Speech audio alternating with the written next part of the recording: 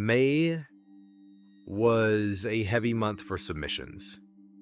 I received more stories this month than any month prior, and the three I am sharing tonight were the ones that stayed with me the longest after I finished reading them. One from a woman who spent 4 months building a relationship with someone who did not exist. One from a man who answered a Craigslist listing for a storage unit and found something inside it that he was not supposed to find. And one from a woman whose ex-boyfriend found a way to stay present in her life long after she had made it clear that she wanted him gone, in a way that was so methodical and so patient that it took her months to understand the full shape of what he had built around her. But these are real accounts. Names and some details have been adjusted at the request of the people who shared them. Everything else is exactly as they described it. If you are new here, hit subscribe. Before we get into the first one, I put content out every single week, and I want you here for all of it. And when you finish tonight, drop a comment telling me which of these three you are still thinking about. I read every single one. Here we go. Story 1. The person who was not there. My name is Claire. I was 31 years old, living in Charlotte, North Carolina, working as a financial analyst for a mid-sized firm downtown. I want to tell you who I was before this happened, because I think it matters for understanding how it happened to me specifically. I'm not someone who considers herself lonely or naive or particularly vulnerable to manipulation. I was educated professionally, successful, socially active. I had a good group of friends, a full life, a clear sense of myself. I tell you this not to protect my ego, but because I think one of the most insidious things about what happened is that it was designed precisely for someone like me. Someone who would have immediately dismissed an approach that seemed too eager or too flattering or too convenient. Someone who needed to be approached differently. The account that contacted me in January was on a photography forum I'd been part of for about 2 years. I am an amateur photographer, nothing serious, but I spent real time on that platform engaging with other members about technique and equipment and the kind of thing serious hobbyists talk about. The account that reached out to me belonged apparently to a man named Marcus Webb. His profile showed someone around my age, attractive, but not impossibly so, with a portfolio of landscape and street photography that was genuinely good. He had been active on the platform for about a year before he messaged me. He had interaction history with other members. He had commented on my post twice in the prior 3 months with substantive, knowledgeable responses that had nothing to do with trying to get my attention romantically. The approach was so gradual and so patient that by the time he sent me a direct message, I already had a small existing positive impression of him from the forum interactions. The message was about a photo I had posted. Not a compliment, exactly more of a technical observation, the kind of thing someone says when they actually know what they are looking at. We went back and forth on the forum for a few days, and then he asked if he could move the conversation to email because the forum interface was clunky for longer exchanges. That is a reasonable thing to say. I said yes. We emailed for 3 weeks. Then he asked for my number, and we moved to texting. Over the following 4 months, we texted daily, some days more than daily. Long conversations about photography and about our lives and about ideas and about what we each wanted from the next chapter of things. He was thoughtful and perceptive and funny in a dry, understated way that I found genuinely appealing. He remembered details I had mentioned in passing 3 weeks earlier and brought them up naturally in later conversations.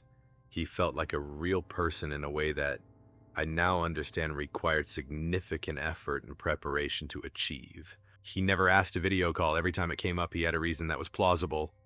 Working late, camera broken on his laptop, poor connection at the location he was at.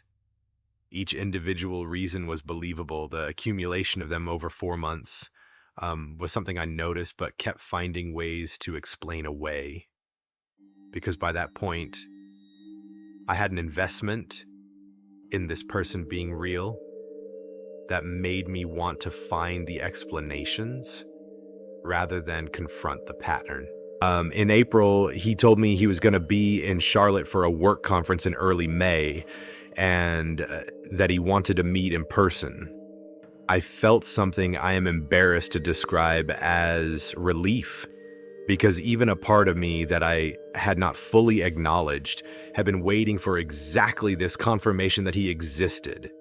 We made specific plans, a restaurant in South End that I liked, a Saturday evening at 7. He texted me the Thursday before to say he had landed and was getting settled at his hotel and was looking forward to Saturday. Saturday, I got dressed and drove to the restaurant. I was nervous in a way that felt appropriate for meeting someone in person for the first time after months of getting to know them remotely. I arrived at 6:50 and got a table and ordered water and waited. At 7:15, I texted him that I was there and asked if he was close. The message delivered. It did not show as read. At 7:30, I tried again. Same. At 7:45, I called the number I had been texting for 4 months. It rang 4 times and went to a generic voicemail with no name recorded, just the automated carrier message. I sat at that table until 8:15. The waiter came by twice and I ordered an appetizer I did not eat, and a glass of wine I drank too quickly. At 8:15, I paid and left. I drove home and sat in my car in my parking garage for a long time before I went inside. Not crying, just sitting with something I did not have a complete name for yet. The next morning, I did what I should have done 4 months earlier. I took the profile photo from Marcus Webb's forum account and ran it through a reverse image search. It returned results immediately. The image was from the public Instagram account of a man who lived in Vancouver, Canada.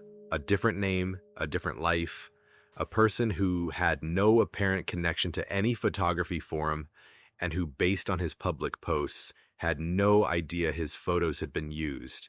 I took the best landscape photos from Marcus Webb's portfolio on the forum and ran them through the same search. They came back as the work of a landscape photographer based in New Zealand, whose images were publicly available on his website.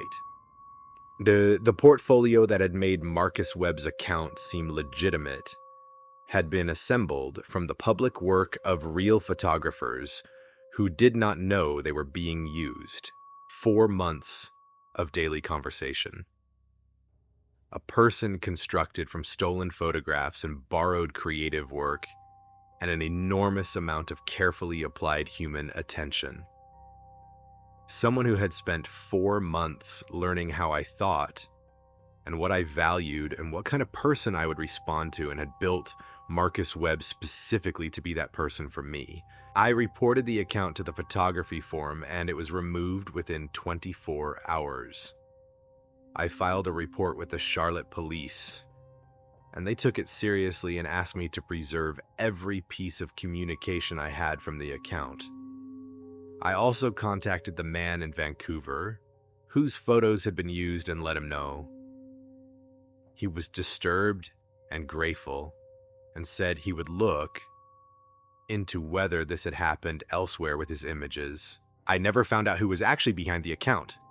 I do not know whether it was one person or multiple people. I do not know whether the goal was ultimately financial and something had interrupted the plan before he got to that stage, or whether the goal was something else entirely that I have not fully thought through. I do not know why I was chosen specifically, or whether I was chosen, or whether I was simply one of several people being run simultaneously by the same account.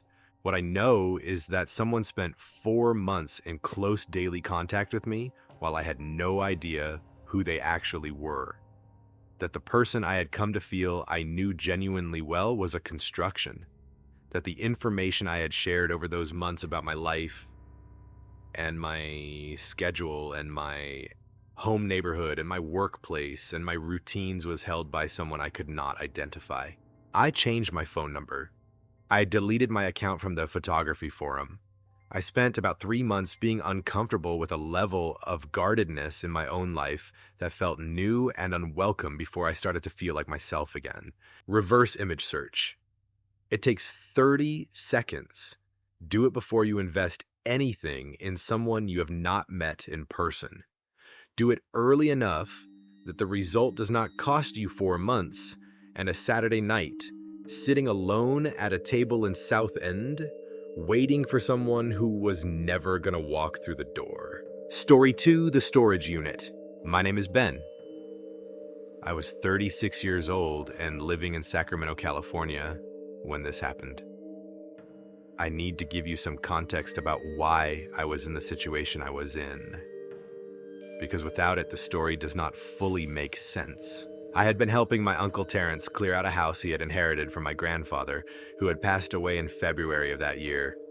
Terrence lived in Phoenix and could not be in Sacramento full-time to manage the process, so he had asked me to handle the logistics locally. The house was modest and had been lived in by my grandfather for 30 years and contained as houses lived in by one person for 30 years tend to contain a considerable volume of accumulated belongings that needed to be sorted, donated, sold, or disposed of. I had been working through it on weekends for about 6 weeks by the time this happened. One afternoon, I found in a kitchen drawer a key with a tag on it that said, "Store All Unit 114." I texted Terrence a photo, and he said he had no idea what it was for. My grandfather had apparently been renting a storage unit that none of the family knew about. The key had an address on the tag, a store-all facility about 3 miles from the house. Terrence said to go check it out and let him know what was in it. The store-all facility was a standard self-storage operation on a commercial strip on Watt Avenue. I showed the manager the key and explained that I was managing my grandfather's estate, and she looked up the unit in the system. The rental was current, paid automatically by a bank account that Terrence would need to address separately, and the unit was a 10 by 10 on the ground floor in the back row. She said I was welcome to access it. I drove my car to the back row and found unit 114 and put the key in the lock. The lock opened. I lifted the rolling door. My grandfather had been a collector of a specific kind: old tools, antique hand planes and chisels and woodworking equipment, the kind of thing that has real value among the people who care about it and is worth nothing to anyone who does not. The unit was about 2/3 full of this kind of material, organized in a way that reflected a methodical mind, tools on shelves built from 2x4s, cardboard boxes labeled in my grandfather's handwriting, everything dusty but ordered. I felt a small, unexpected grief standing there looking at it, recognizing the care he had taken with these things over what must have been years. I spent about 40 minutes in the unit, doing an initial inventory, opening boxes, and noting what was in them on my phone. Toward the back, right corner of the unit, there was a section of shelving that was different from the rest. The boxes here were newer, not new, but not the same age as everything else. The cardboard was different, the labeling was in a different handwriting, and the boxes were stacked in a way that did not match the organized method of the rest of the unit. I opened the first one. Inside were documents, printed papers, some in folders, some loose. I picked up the top folder and opened it. Inside were photographs. Not old photographs, recent prints, the kind that come from a home printer. They showed a house on a residential street, multiple shots from different angles. The front, the side yard, the driveway, a view of the backyard over a fence line. At the bottom of the first photo, someone had written an address in blue pen. I opened the second folder. More photographs. A different house. Same treatment, multiple angles address written at the bottom. I opened a third. Same pattern. There were 9 folders in that box. Each one contained photographs of a different residential property. Each one had the address written in the same hand. I did not recognize any of the addresses. The second box contained printed pages that appeared to be pulled from public records databases, property ownership information, resident names, tax records. Each set of records was paper-clipped together and matched one of the 9 addresses from the photo folders. The third box contained a notebook. The notebook had handwritten entries, organized by date, going back approximately 14 months. Each entry was associated with one of the 9 addresses and contained notes in a shorthand I could only partially decode. Times what appeared to be observations about vehicle presence or absence, notes about patterns, references to specific days of the week.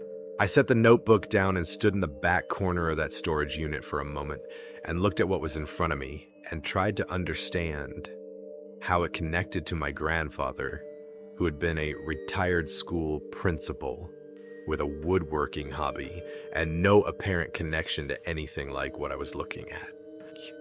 What? It did not connect to my grandfather. That was the answer I came to standing there. The boxes in the back right corner had been put there by someone else.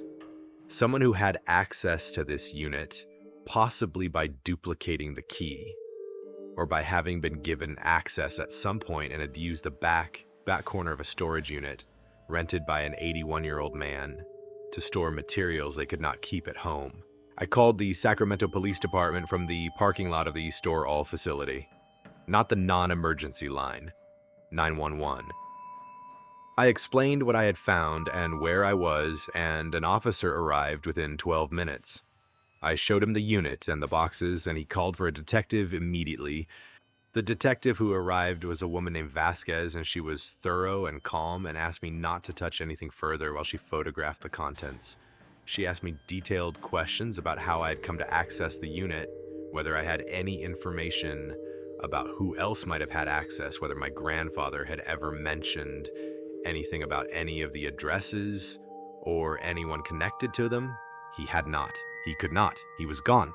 Detective Vasquez called me 8 days later. She told me the contents of those boxes had been connected to an ongoing investigation that she was not able to detail. She said the 9 addresses had been flagged and that appropriate follow-up was being conducted. She said the individual whose materials those appeared to be had not yet been identified using what was in the boxes alone. She thanked me for calling immediately and for not disturbing the materials. I asked her one question. I asked whether the people who lived at those 9 addresses had been notified. She said appropriate notifications were being made. I think about those 9 folders, 9 houses, 9 sets of photographs taken from outside, 9 sets of public records, printed and organized, 14 months of notebook entries, tracking patterns and schedules. Someone had built a meticulous record of 9 different properties and the people who lived in them and had stored that record in the back corner of a dying old man's storage unit because it was the one place they were confident nobody would look. They were almost right. Terrence canceled the storage rental that month and donated the tools to a woodworking club at a local community college, which is what my grandfather would have wanted. The unit was cleared and vacated and returned to the facility. I still think about the handwriting in the notebook. The shorthand I could not fully read. The 14 months of entries, the patience that represents, 14 months of building something entry by entry, folder by folder, in a borrowed corner of a dead man's storage unit. I think about what was going to come next, whatever the 9 folders were building toward. Whether it had already started or whether the discovery interrupted something that had not yet moved into its next phase, I do not know the answer. Detective Vasquez never called again after that first follow-up. The case is either closed or still open, and either way, it is not something she was going to discuss with me. I just know what was in those boxes, and I know I almost did not open that section of the shelving because it was in the back corner, and I was tired, and I told myself I would come back for the rest the following weekend. I almost left it for next time. Next time would have been too late for whatever notification needed to happen. Check the whole unit. Check the whole room. Check the whole thing even when you are tired and you tell yourself you will come back. You do not always know what the back corner is holding until you actually go look. Story 3. The geometry of it. My name is Vanessa. I was 29 years old and living in Seattle, Washington, when I finally understood the full shape of what my ex-boyfriend had built around my life. I want to be careful about how I tell this, because part of what makes it so difficult to describe is that each individual piece of it taken alone has an innocent explanation. The horror of it is not in any single thing. It is in the pattern. It is in what the pattern means when you finally see it all at once. Marcus and I had dated for 14 months. I ended the relationship in November because the dynamic had become something I did not want to be in, a slow accumulation of control and pressure that had taken me longer than it should have to name clearly. He did not react well to the breakup. He cycled through several stages over the following weeks, appeals arguments, what he framed as attempts at understanding, but felt more like attempts at finding the right leverage. By mid-December, I had blocked him on every platform and changed the way I interacted with mutual contacts to limit the information that could reach him about my daily life. I thought that was the end of it. I thought I had closed the door. The first thing I noticed in January was that a coffee shop I had started going to, a new place I had found after the breakup, specifically because it was not somewhere Marcus and I had ever been together, appeared to have a new regular. A man I did not recognize who was there 2 or 3 mornings a week, around the same time I was there. I noticed him the way you notice anyone who becomes a consistent presence in a space you frequent.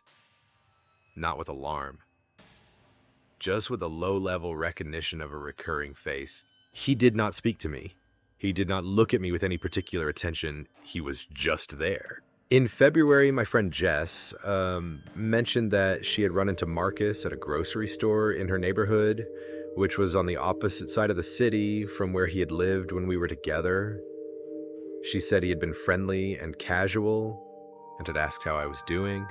She had told him I was good and doing well and had not thought much of it. She mentioned it to me as an offhand thing. I registered it and moved on.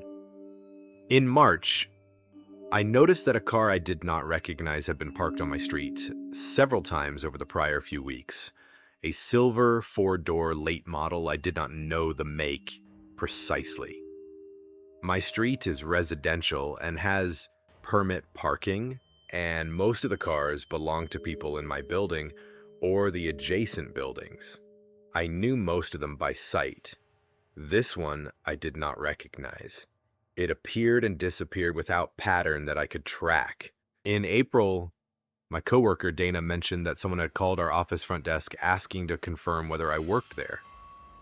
She said the receptionist had given a standard response that they could not confirm or deny employment, and had asked if the caller wanted to leave a message. The caller had said no and hung up. Dana mentioned it because she thought it was odd and wanted to let me know. I asked her when it had happened. She said about 3 weeks ago. She had forgotten to mention it sooner. 4 separate things. A man at a coffee shop, Marcus at a grocery store across the city, a car on my street, a call to my office, months apart. Each one with an explanation that required no connection to the others. I had not yet connected them, The connection came in late April through a coincidence that I'm still grateful for every time I think about it. My upstairs neighbor was a retired woman named Frances who spent a significant portion of her time on a neighborhood social platform that covered our immediate block and the surrounding streets. In late April, she knocked on my door to show me a post she had found on that platform from a month earlier that she thought I should see. A man using a generic username had posted asking if anyone in the building or on the block knew the woman in Unit 4 that was my unit, and whether she was friendly and approachable. He had described me accurately enough to be unmistakable. Height, hair color, approximate age, the blue jacket I wore most mornings. He said he had seen me around the neighborhood and thought I seemed interesting and was looking for advice on how to introduce himself without being awkward. The post had 3 responses. 2 neighbors had replied helpfully saying, yes, they knew me a little, I was friendly. I usually stopped at the coffee shop on the corner on weekday mornings. 1 person had replied with my general daily schedule as best they understood it from seeing me come and go. 2 neighbors had handed my morning routine in my coffee shop to a stranger who had described me by my blue jacket on a neighborhood platform. I stood in Frances's doorway and read that post and the responses and felt something settle into place that I had been carrying without understanding its shape for 4 months. I called my friend Jess that night and told her everything. The coffee shop regular who was there on the mornings I was there, the man at the grocery store in a neighborhood Marcus had no reason to be in, asking how I was doing, the car on my street, the call to my office, the neighborhood platform post describing me by my jacket. Jess listened to all of it, and then she said he found people to tell him things without them knowing they were telling him. The neighbors who had responded to the post had not done anything wrong.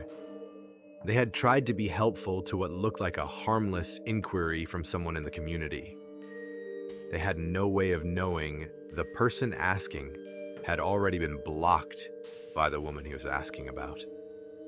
They had no way of knowing they were being used as an information source by someone who had constructed a presence around my daily life that I had not yet fully detected. I filed a report with the Seattle Police Department. I brought every piece of documentation I had, screenshots of the neighborhood platform post and its responses, the date and time of the office call from Dana, the dates I had noticed the silver car. I gave them Marcus's full name and our history and the November breakup and the blocking. The officer who took the report was thorough and asked good questions and said a detective would follow up. The detective who called me 3 days later said they had spoken with Marcus. He had denied any connection to the neighborhood platform post and said the account could not be definitively linked to him at that stage. She said they had issued a formal warning and documented the contact pattern. She said I should pursue a protection order given the documented history and the pattern of behavior. She said she would support the application with the department's documentation. I applied for the protection order that week. It was granted. Marcus violated it twice in the following 2 months. Both violations were documented, both resulted in escalating legal consequences, and after the second one, I received no further contact from him. Whether that reflects genuine cessation or simply a shift in method, I cannot know with certainty. What I know is that it has been quiet since then, in a way that I still do not fully trust. I moved to a different apartment building 6 months later. I did not tell mutual contacts the new address. I changed my coffee shop. I changed the routes I walked to and from work. I am aware that these changes represent a restructuring of my daily life around someone else's behavior, and I am aware of how unfair that is. I do it anyway because my safety matters more than the principle of the thing. The coffee shop regular, the man I saw 2 or 3 mornings a week for about 6 weeks in January and February, I never confirmed whether he was connected to Marcus or whether he was simply a person who went to coffee shops. I described him to the detective, and she noted it, I do not know what came of that note. What I know is that someone spent 4 months gathering information about my life through the people around me, through a neighbor's goodwill, through a receptionist's standard protocol, through a friend's casual encounter at a grocery store, building a picture from pieces that each source provided without understanding what they were contributing to. The geometry of it is what stays with me. The patience of constructing a map of someone's daily existence from fragments, each fragment innocent in isolation, each source unaware of the others, each piece of information freely given to what appeared to be a benign request. The final shape of it only visible when you laid all the pieces side by side and saw what they had been building toward. Tell the people around you when you have blocked someone for safety reasons. Not everything. Not the full story if you do not want to share it, but enough. Enough so that a well-meaning neighbor does not hand your morning schedule to a stranger who describes you by the color of your jacket. Enough so that a friend does not answer questions about how you are doing without understanding the context of who is asking. The people around you will protect you if they know there is something to protect you from. They cannot do it if they do not know. 3 stories for May. A woman who spent 4 months in daily contact with a person who did not exist. A man who found a decade of someone else's surveillance materials in the back corner of his dead grandfather's storage unit. And a woman who spent 4 months being mapped by someone she had already walked away from, using the goodwill of the people around her as his instrument. None of these situations announced themselves as dangerous. None of them began with something obvious. They began with a thoughtful message on a photography forum, a key in a kitchen drawer, a man at a coffee shop who was just there 2 or 3 mornings a week. The beginning of each one looked like nothing. That is the design. We are not always going to see it coming, but we can make it harder to build around us undetected. We can reverse image search before we invest. We can check the whole room before we leave. We can tell the people close to us enough so that they are not unknowing participants in something being constructed against us. That is the work. It is not glamorous, and it is not always comfortable, but it is the actual thing that protects you. Drop a comment when you are done and tell me which one of these stayed with you. I mean it when I say I read every single one. Subscribe if you are not already, and hit the bell so you catch the next video the day it goes up. Stay aware, stay safe, and look after the people around you enough to let them look after you back.